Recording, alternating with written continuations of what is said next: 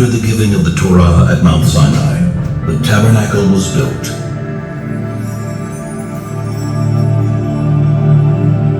The tabernacle is a portable, temporary temple. But for 39 years, it accompanied us in our wanderings through the desert, taken apart and reassembled again and again.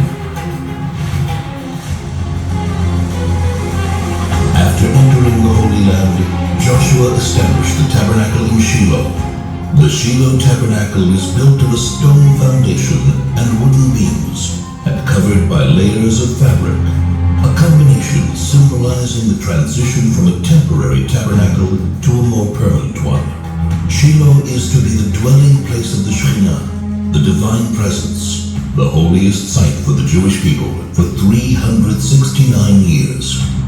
The tabernacle was comprised of two main parts, the courtyard and the tabernacle tent. The tabernacle courtyard was rectangular, 100 cubits in length by 50 cubits in width, about 50 meters by 25 meters. In the heart of the courtyard stood the altar, made of wood overlaid with copper.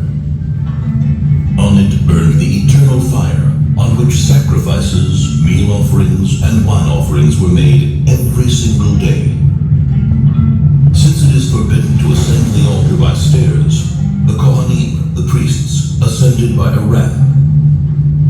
Before the Kohanim begin the tabernacle service, they would purify their hands and feet in the copper laving basin which stood between the altar and the tabernacle tent. It is said that when the contributions for the tabernacle were collected in the desert, all the women donated their copper mirrors from which the laving basin was made. First thing in the morning, the Kohanim entered the tabernacle tent, the sanctuary, for the day's service. Twice a day they burned incense on the gold-plated incense altar, a blend of 11 special spices which were placed on the coals and whose wonderful perfume wafted far into the distance.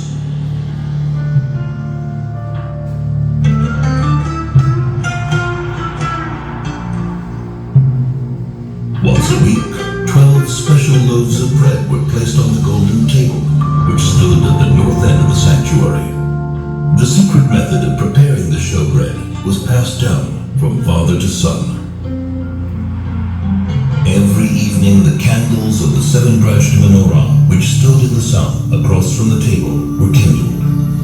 The menorah was made of a single piece of solid gold and ornamented with flower-like cups, buds, and blossoms. At the tip of every branch was a receptacle into which pure olive oil was poured. Ever since, the menorah has been one of the symbols of the Jewish nation.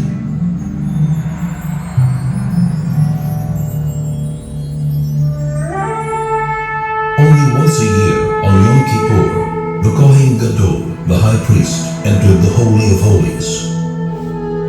In the Holy of Holies stood the Ark of the Covenant, on top of which were the curtain and the two cherubs. The cherubs were in the form of two angels, facing each other, with wings outstretched over the Ark. Inside the Ark were the tablets of the covenant, the first tablets which were broken by Moses, and the second, unbroken tablets.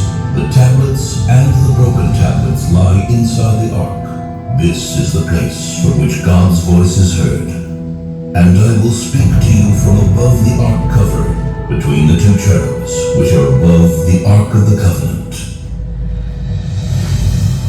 The tabernacle is a place of meeting, where man meets himself, where man meets his brothers and his people, where man meets his Creator. There is much more to it than meets the eye. The clues and secrets hidden in every part of the tabernacle and its vessels are many and lofty. For 369 years, the tabernacle dwelt in Shiloh until the city was destroyed by the Philistines. It then wandered until Solomon built the temple in Jerusalem. But to this very day it is said, if you stand where the tabernacle stood and take a deep, deep breath, you can smell, if only for a moment, the scent of the incense, which still suffuses the walls.